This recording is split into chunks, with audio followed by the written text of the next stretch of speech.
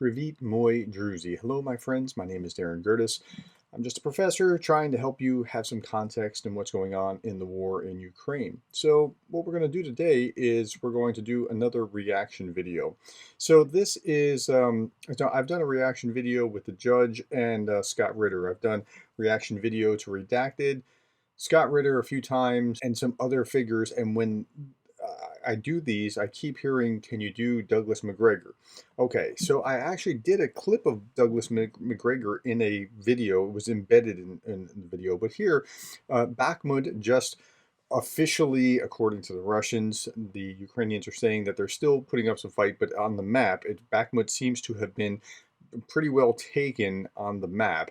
And so this was just 2 days ago, and now streaming 21 hours ago, or just less than a day ago, Judge Napolitano was talking to Doug Macgregor about Bakhmut in Russian hands. Now what? So I have not heard this yet. We're going to hear it together for the first time, and then we'll see what we make of it. So so let's click on this, and we'll work through this together. Hi, everyone. Judge Andrew Napolitano here for Judging Freedom. Today is Monday, May 22nd, 2023. It's about 10 minutes after 10 o'clock in the morning here on the East Coast of the United States. Apologies for our glitch and late start, but we've overcome it. Colonel Macgregor is kind enough to join us now. Colonel, of course, always a pleasure.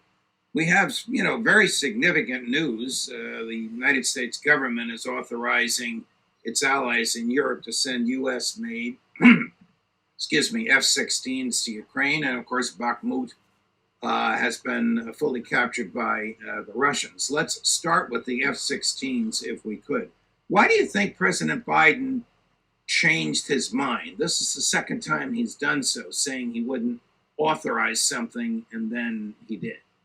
Now, before Macgregor starts, and that's the fairest question I've heard Judge Napolitano ask in one of these kinds of things, because he's basically bought the Russian line, and so has Macgregor. So they'll ask things, look for the assumptions embedded in what they say. Again, I've not watched this, but just give it time. I think desperation is the easy answer. The worse things have gotten on the ground for the Ukrainians, and the worst case scenario becomes obvious that Ukraine could collapse, the more willing we are to supply just about anything short of nuclear weapons. That's a really interesting answer. It's desperation, because I don't perceive it that way. I perceive that what's happened is that Putin has actually deterred the West and said, don't cross this line. Nope. Don't cross that line. Nope. Don't cross this line. Nope. And they keep crossing these lines and nothing happens. And the only response that Russia has is, well, we're going to nuke you if you give tanks. We're going to nuke you if you give these long-range missiles. We're going to nuke you if you give these F-16s. But they can't. They can't use these. By the way, watch Jake Bro yesterday. That is the, I guess, May 22nd. And you'll see him talk about how many times that Russia has threatened to nuke again and again and again. And just it's like the boy that cried wolf. So the problem, of course, with the F-16 is I don't know who's going to fly them. So my great concern is that there'll be U.S. pilots who, quote unquote, volunteer to do so. Not a concern, because the UK started training them, I think today. They said they were going to start training them, and that's not a problem. But in his world, there's always going to be these kinds of problems. And I think that would be very dangerous and ill-advised. But I don't see how else we do it. The president announced, I'll let him, we'll listen to him. Here's President Biden from Hiroshima on the F-16s.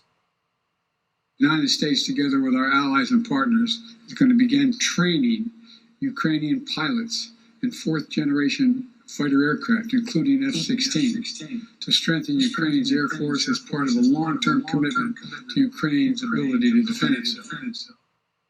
What does fourth-generation aircraft mean? Well, your F-35 is fifth generation. In other words, it's a new generation of aircraft technology.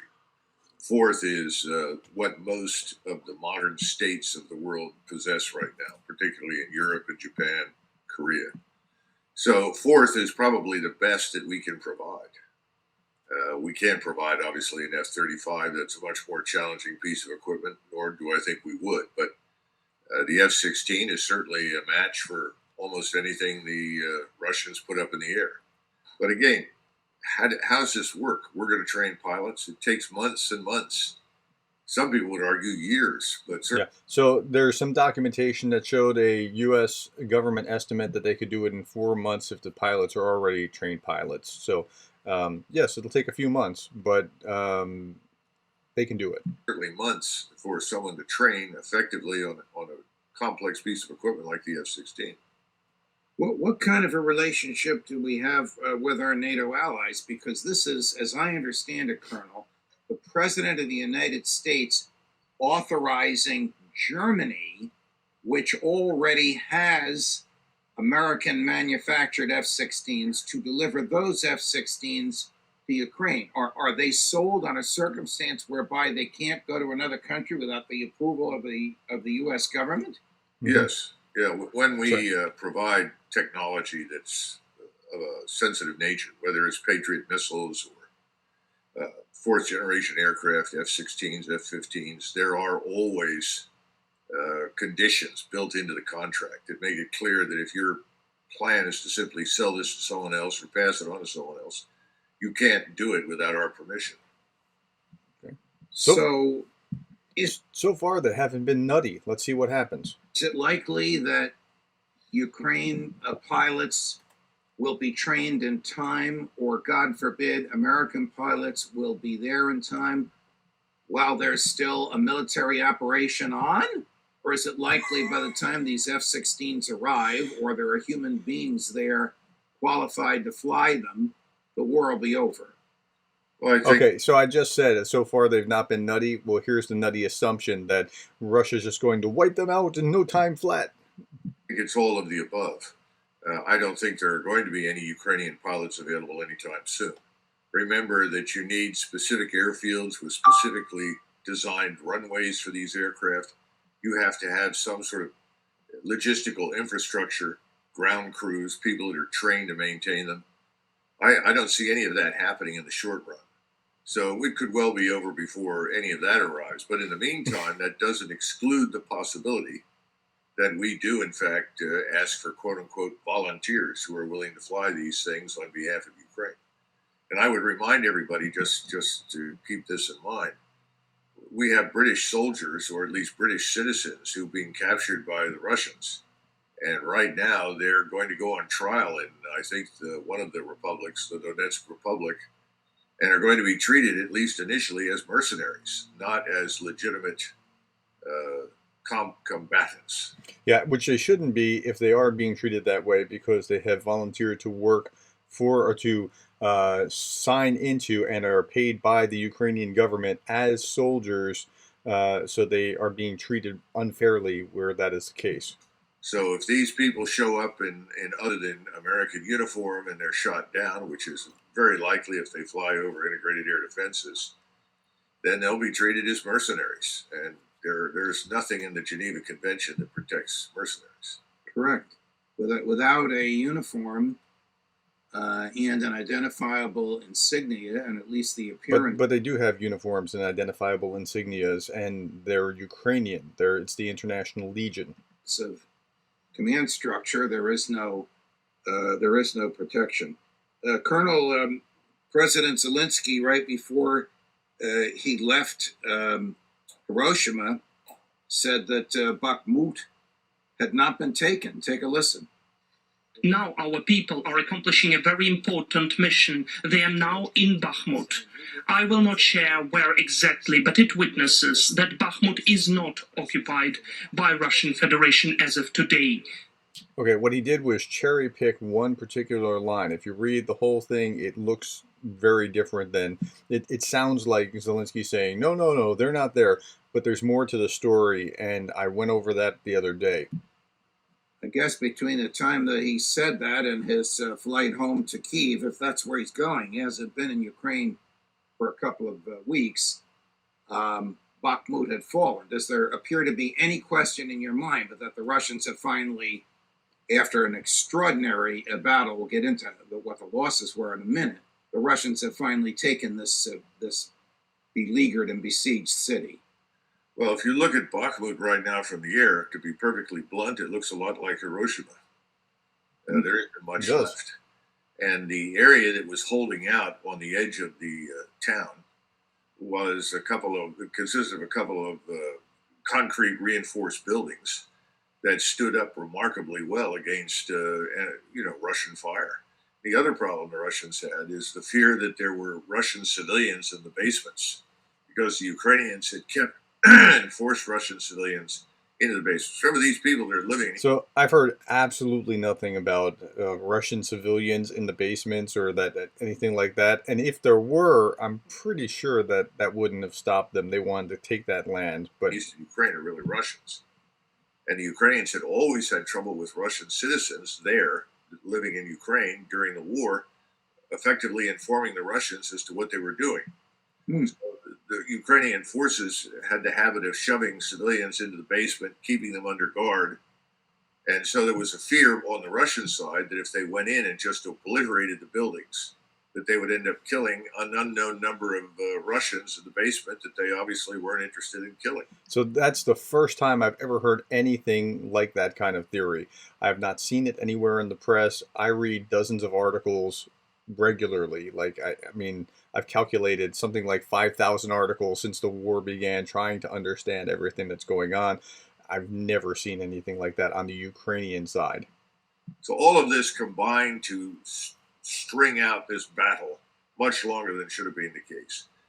98% of Bakhmut has been under Russian control now for months. That's not true. It has been increasingly going that direction. But let's talk about the months thing. So months. It's taken 7 to 8 months since they really kicked off. 11 months if you look at the first time of shots fired in anger in the war in Bakhmut. But 8 months since they really started attacking Bakhmut. Not quite 8 months. 7 to 8 months. If you calculate, and Jake Bro yesterday calculated this, again, go back to that video. If you calculate how fast the Russians have taken Bakhmut, it will take years before they conquer the next big city at the crawling pace that they've gone at. But they declare this a huge victory. This is the last portion. It's now clear.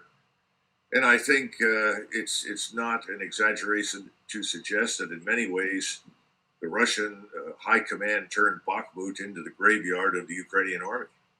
And years from now, when we look back on I'm pretty sure that's an overstatement because wow, yeah, we'll see how this plays out. Now, one of the reasons I'm doing this is to document it because this is a day or two after Bakhmut has been captured, and it looks like they have on the map on the when you look at the real estate, it looks like there's a little bit on the outskirts, and then there's some on the wings that the Ukrainians have taken back.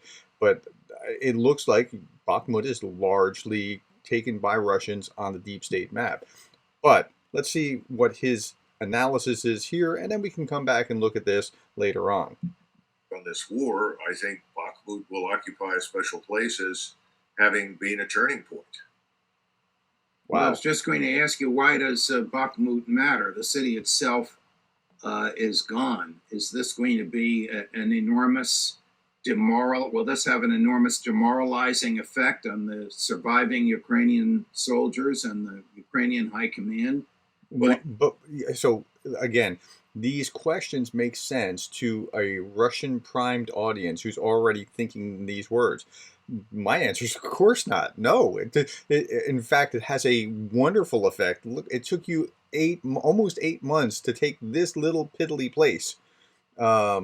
You're supposed to be the second army in the world, and how do you do?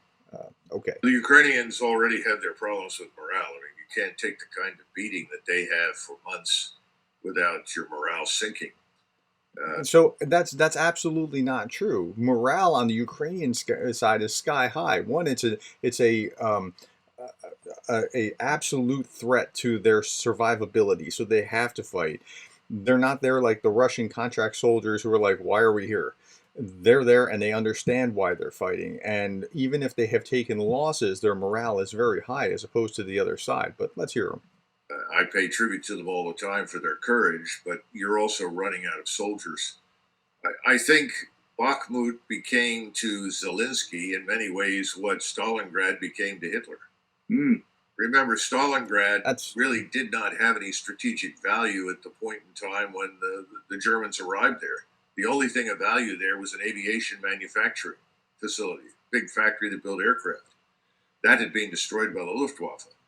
So there was really no reason to stay in Stalingrad when it became clear what the Soviets were going to do. But Hitler was obsessed with the place and felt that this was a grudge match of sorts with Stalin and with communism.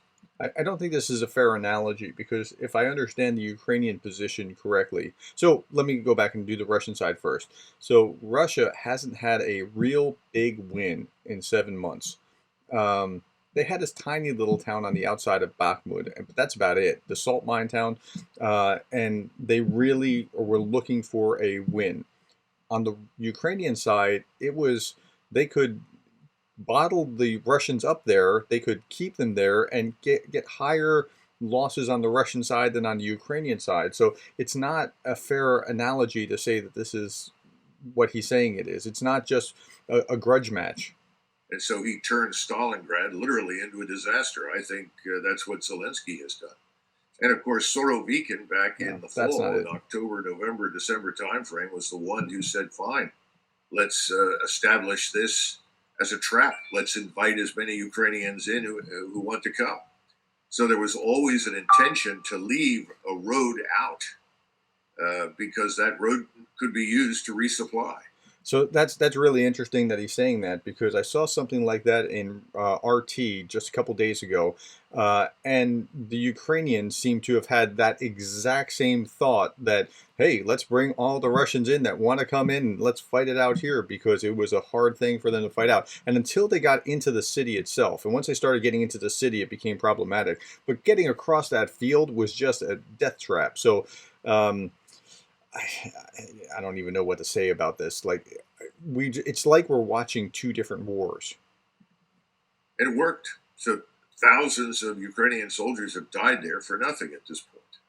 You have an article coming out soon, for which I'm privileged to have an advance copy, arguing that at least 50,000 Ukrainian soldiers died in this vain attempt to save this former city. Is that a confirmable number? It's an enormous number. Is it confirmed? Well, if you go back to the September-October timeframe and forward from that and look at the massive number of Ukrainian forces that have been sent into the place, I mean, you can go online, and I think Larry Johnson is one example, but there are others who have published the lists of formations, Ukrainian army formations, regiments, battalions, battle groups, and so forth that have been fed into the place. And if you say that most of them went in there at, say, 50% strength, you run the numbers, you come up with close to 50,000 dead. If you say that they went in there at 75% or higher, you come up with an even larger number. I don't think we're going to have any confirmable numbers on a lot of things until this war is over. But I think it is not by any means unreasonable to stick with the 50,000 number, which seems to be widely used right now by those people examining specific units that have gone into Bakhmut. Yeah, so that number is absolutely crazy to my understanding that it would be 50,000. And I see nothing in Western media. And when I say Western media, I mean confirmable journalistic integrity standard kind of Western media. There are people that, some guy running a YouTube thing, and you can say, hey, you're doing the same thing. Look, I try to cite all my sources and I try to point you to those places. Now, he's pointing to a guy who's independently doing this. That's fine. But that number just doesn't seem at all right to me from everything else that I've seen.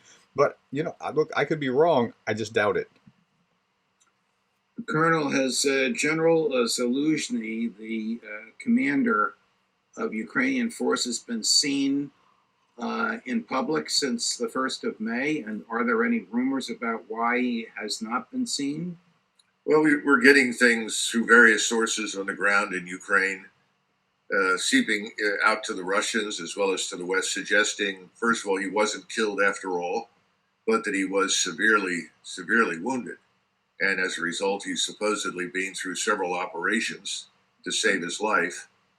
And those appear to have been successful, but we have once again, we have no way of knowing. Yeah, and this was published in RT. I read an article on that yesterday about RT saying a blogger has said that Zaluni was killed, but he wasn't killed. He was mortally or deeply wounded and has had multiple surgeries since. That was an RT. So until I can confirm it with something with actual journalistic integrity, I wouldn't go down that path. Absolutely no way of knowing whatsoever. So Zaluzhny is either dead or he is, as they described, recovering from his wounds. But in any case, I doubt that we'll see him in command of anything in the future. Or he's perfectly fine. We just don't know, and I would not put any faith in an RT article. He was just, it's unlikely at this stage. Colonel, I want to play for you a clip from Jake Sullivan, the president's national security advisor, largely, in my view, and I think yours, responsible for this debacle in Ukraine, attempting to explain how the Pentagon miscalculated $3 billion with a B. It's almost laughable. I'm sorry. Okay, on that I agree. That is a laughable dollars issue worth of American military equipment. Here's Mr. Sullivan from Hiroshima 2 days ago. There was this very bizarre admission from the Pentagon this week of an accounting error that suggested that the U.S. has at least $3 billion that it didn't know it had. That's a hell of an accounting error. Are you concerned about this accounting error? Well, one thing I just want to make clear, that is not money that went out the door and disappeared. That is not a waste of that $3 billion.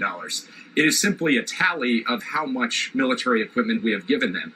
And the way that the Pentagon was counting it was, what's the replacement cost for the equipment we provide, rather than just the actual cost of that equipment. Once you make that adjustment, it turns out we have an additional $3 billion that we can spend to provide even more weapons to Ukraine. And at the end of the day, not one penny of US dollars will have gone missing or have been misallocated. It will all be provided in the form of equipment to Ukraine on the battlefield. I mean, is that believable, or is that a ruse to spend $3 billion more because they know they're not going to get another nickel out of the Congress? Okay, so listen to the assumptions, okay? So I did my doctoral dissertation on the leadership assumptions of American statesmen during the Constitutional Convention and ratification debates, essentially saying, what did they think, what were the assumptions upon which they made their arguments? Just like this, you want to take that and say, like, is that a ruse, or is that, what's the assumption underbedding his question, like beneath the question, right? So, I look at that and I think, okay, so instead of looking at replacement value, looking at the actual value, the depreciated value of that and seeing the difference, okay, there's different ways that you could go about doing that. But I don't think it's necessarily a ruse. That's not my assumption, but it is if you're on the pro-Russian side of this equation and thinking, well, how are they trying to get another one over on us? And that's the way that these people tend to process this. Judge, we can't audit the Pentagon. Nobody can audit the Pentagon. There have been several efforts to audit what the Department of Defense is doing with money. It's failed routinely, and no one seems to be terribly concerned on the Hill. And remember, he's describing something that we've talked about before. He's talking about a replacement cost. In other words, he's saying, we found this money. It may have been an accounting error. It's hard to tell, but we found more money that we can send not to the Pentagon. Some of it will go there, but ultimately this will be laundered through the Pentagon to the defense industries and show up again as donations on the Hill to congressmen and senators. I mean, this is the whole laundering process that goes on. When you look at so that's a somewhat jaded view of the system. I don't know. I mean, he's partly probably somewhat right, but that's not necessarily the motivation. There's a legitimate motivation on many's behalf in order to actually support Ukraine because they believe in it, not just because, well, that's a cynical view. the amount of cash involved, yes, we own the Ukrainian government. Without us, it would fall apart. We're paying salaries. We're paying for medical expenses. We're paying the army. So it's the 51st state in that sense. But those costs are relatively modest compared with the billions that have gone into weapons. And he's simply saying, we found this $3 billion. We're going to send more equipment over there because it turns out the replacement costs are lower than we anticipated. We have more to waste. Literally. Is anybody, I'll use an old-fashioned World War II era phrase, minding the store? Is anybody keeping track of what remains for our own substance should, God forbid, it be needed in terms of defensive military equipment, high-end military equipment, to which the American military is accustomed and on which it is trained? Well, if you stop and consider that your capacity for the production of Patriot missiles, for instance, on an annual basis is somewhere between 300 and 400 missiles a year. It's important to understand that. And that you could go through that inventory in the space of a week in a real war, given the numbers of missiles that would be fired at our equipment, our ships at sea, troops ashore, aircraft, and so forth. I think the answer is probably no. We have put ourselves at unnecessary risk, and we continue to provoke the Russians at every turn. So no, I think we have been incautious and cavalier with our own war stocks. But again, if you admit that, then you have to say we can't supply anymore. And if you can't supply anymore, then you have to admit that Ukraine is going to fail. Well, okay, so instead of going down that path, I would say it like this, that we have been supplying things that are older generations, getting them out of our stocks, out of our inventory to supply where we could find to meet those needs. Should we produce more? Certainly we should produce more, but I don't think there's any great threat. There is a legitimate concern that if you are immediately in a hot war, we would want to draw upon things, but there's no real calculation of anything like that coming down the pike. And by the time that something like that would come to the pike, we'd put ourselves on a war footing. I think this is an alarmist reaction, but it's one that's regularly trotted out by those on the pro-Russian side of this equation. Ukraine is going to fail. That's pretty obvious. No one disputes that in this whole box. Yeah, Ukraine is going to fail. I think that's pretty obvious, is what he's saying. I don't think that's the case. Anyway, again, here's his assumption. Bakhmut Enterprise is demonstrating it. That article that came out in Politico over the weekend is clear, unambiguous evidence for the success of the Russians at Bakhmut. And what does it say? Suddenly there are discussions in the White House, behind the scenes, State Department and elsewhere, that perhaps what we really want, Judge, is a frozen conflict. Okay, now I talked about this last week. The Political article was talking about that there are discussions in scenario planning of what's going on. Could we? Do the Ukrainians win? Do the Russians win? Do we have a frozen conflict? What could happen, right? RT then covered that same article by saying the Americans want a frozen conflict, and that's not what they were saying. But there are discussions legitimately trying to plan out and game out scenarios.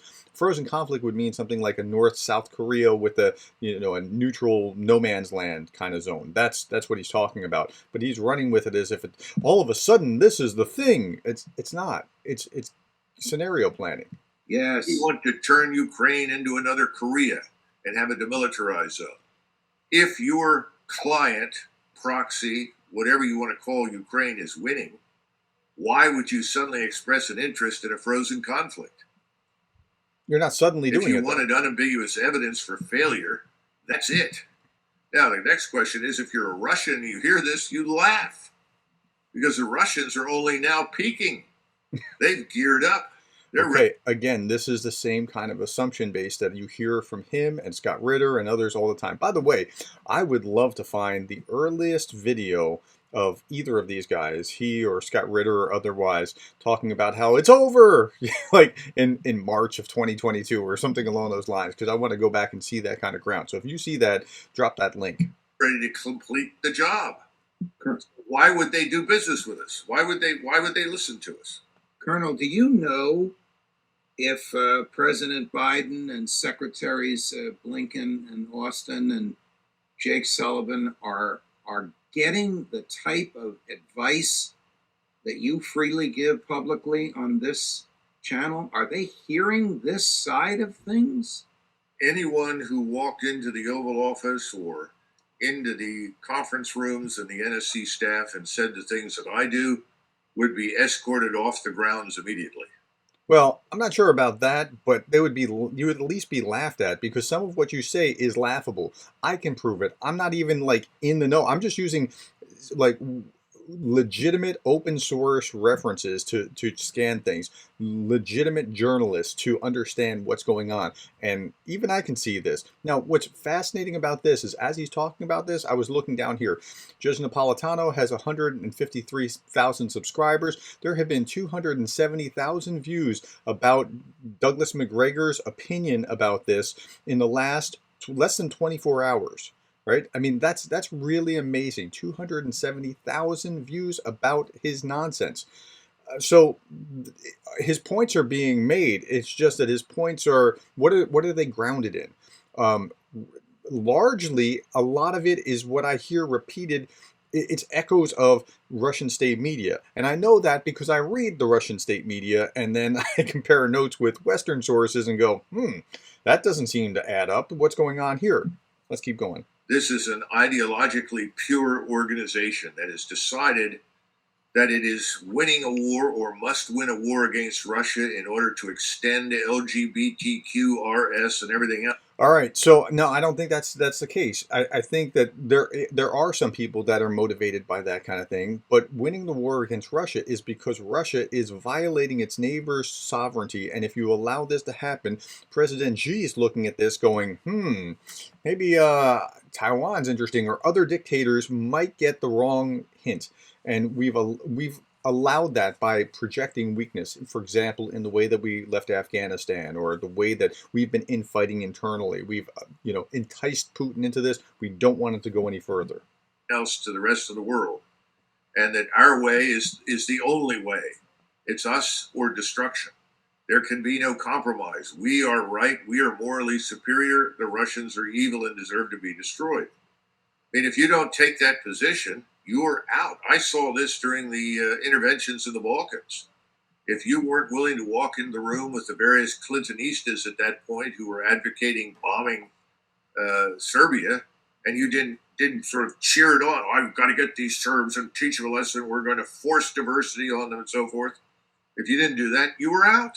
So I think he's probably making a legitimate case. Now, Macgregor has a chip on his shoulder that's only balanced by the chip on his other shoulder about the military, about the powers that be, the generals. He often talks a lot of crap about, those other generals.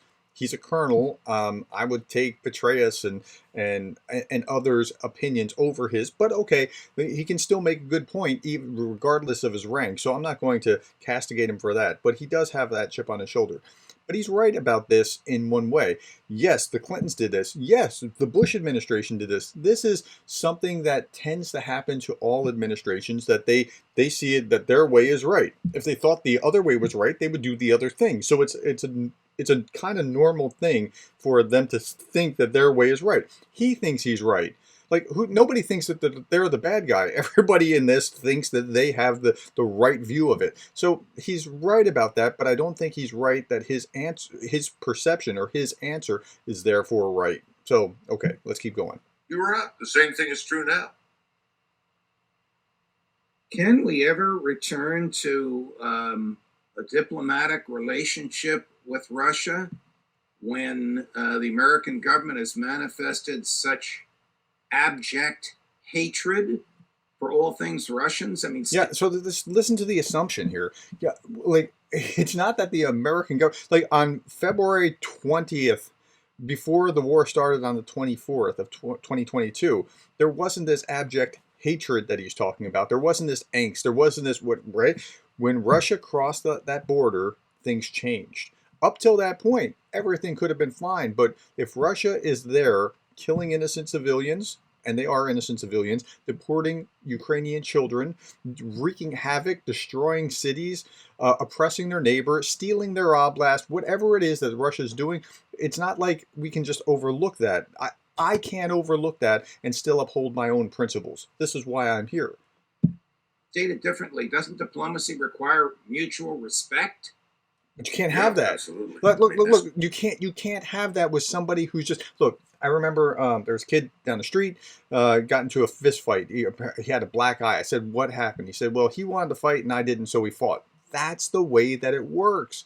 If one party wants to fight, even if you don't, you're going to fight. That's what Russia has imposed upon Ukraine. So it's not like, let's just be mutually respectful. It won't work with them. It's the foundation for diplomacy. And even though obviously people like you and I, back during the Cold War, were strong anti-communists, we recognized that there had to be some basis for mutual respect between us, even though we disagreed with each other strongly, if we were going to come to any reasonable agreements on anything.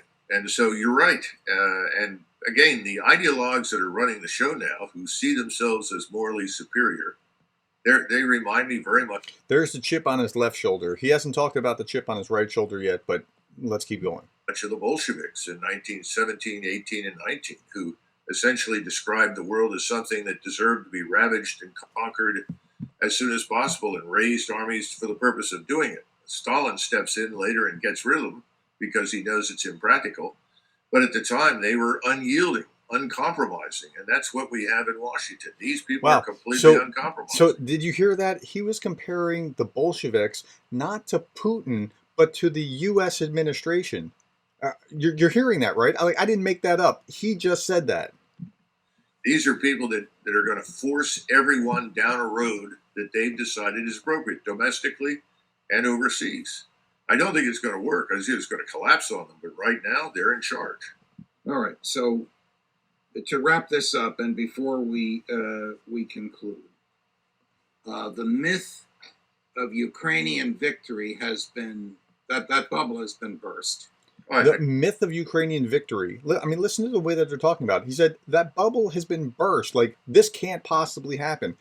How many times can you predict that it's about to fall apart? It's going to collapse. They can't win.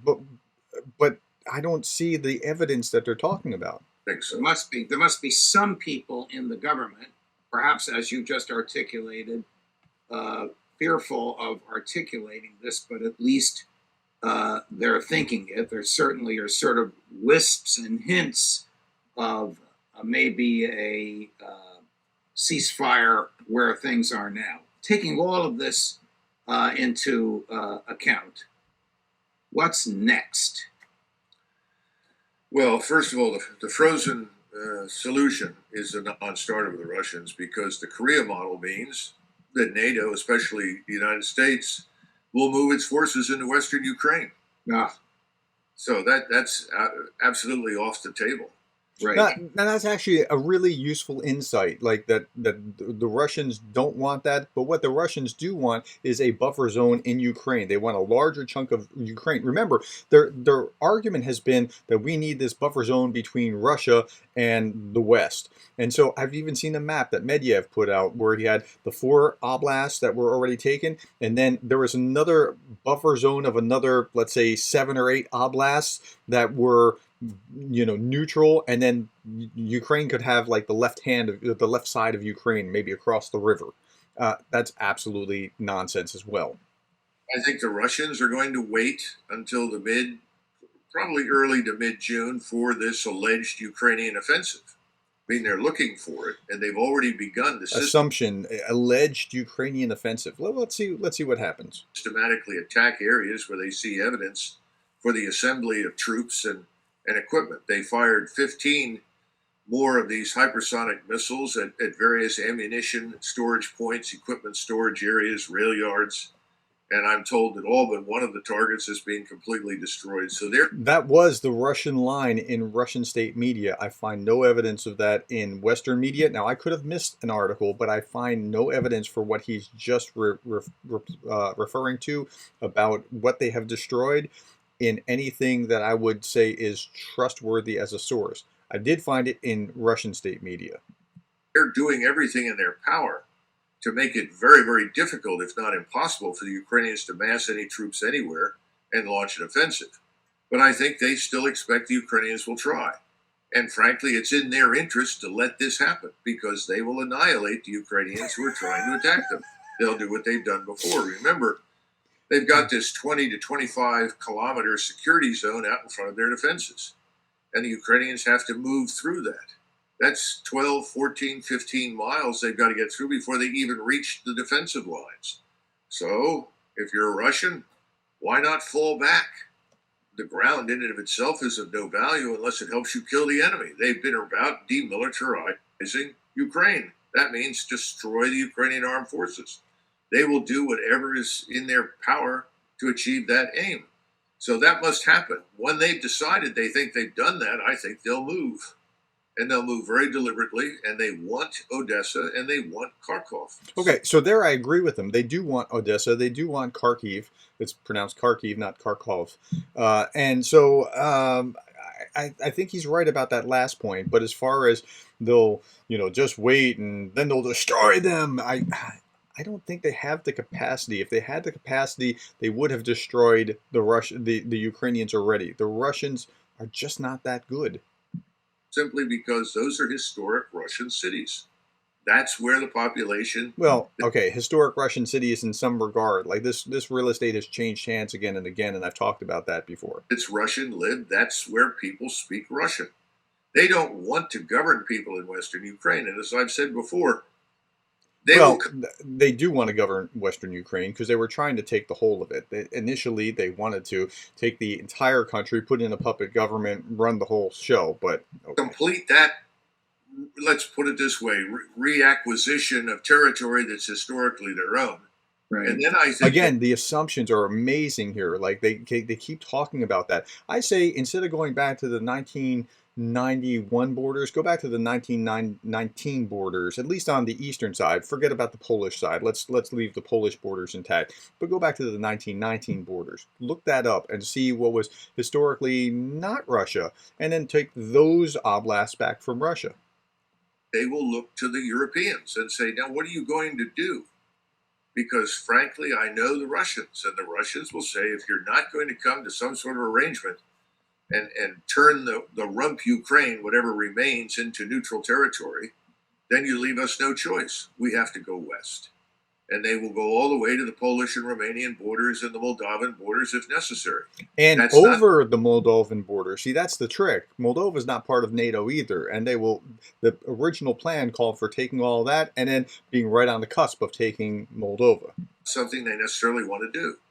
I don't think it's a good thing for Europe for that to happen. Why would we, or anybody in Europe, want hundreds of thousands of Russian troops sitting on the eastern border of NATO? And that was the stupidity behind the objection to neutrality for Ukraine. A neutral Ukraine worked brilliantly for everyone. Well, that opportunity... Well, a neutral Ukraine, or Ukraine not in NATO, is the only reason that Russia is in Ukraine right now. Like, you understand that, right? So if Ukraine was part of NATO, this never would have happened. It's been missed thus far. So we'll have to wait and see what happens. And there's another possibility. We still have this lingering sentiment in Washington to strike out in support of Ukraine in some way. And I continue to worry about the use of American air and ground forces and other NATO forces in Western Ukraine at the last minute to try to somehow or another rescue the destruction of Ukraine, or rescue Ukraine from certain destruction. I'm afraid there are people thinking about that too. So if you can't get your frozen conflict, and that's off the table for the Russians, then what do? You consider intervention in some fashion. And that would be disastrous because that would put us at war with Russia. So this is a specter that he keeps raising that I don't know that anybody is actually talking about in any meaningful way, except for people that are pro-Russia, that are holding that up as this is the boogeyman, in the same way that Putin holds up nuclear weapons as the boogeyman. Colonel, thank you so much. Thanks for coming on earlier in the day and in the week. We all very much appreciate it. I am on my way to Switzerland. I hope I'll be safe there. I'm going to be giving some lectures at the University of Zurich Law School, a great, great academic institution. And then back here on Memorial Day, and you guys will be seeing my face from various places in Switzerland. If you like what you see. I just want to point out that I hate you. because you get to make these trips and I don't. And I would love to go to Switzerland. I haven't been there in years. I like Gorgeous place. Maybe we'll all get to be there together. Thank you, Colonel. If you like what you saw, tell your friends and share. Oh, we broke 151,000 YouTube subscribers this weekend. Thank you. 150,000 subscribers of this. I mean, that's so, but I haven't been unfair here. I've just tried to unpack and show the other side of the assumptions here. And now you understand Macgregor and the way that he thinks. You understand more of Judge Napolitano and the assumptions that he brings to bear. And I know this was painful, but thank you for being with me and watching this. Thank you, my friends. Thank you for the likes. Please like this if this was helpful to you. If you have comments, I'm happy to hear the other side even. Put them in the comments below.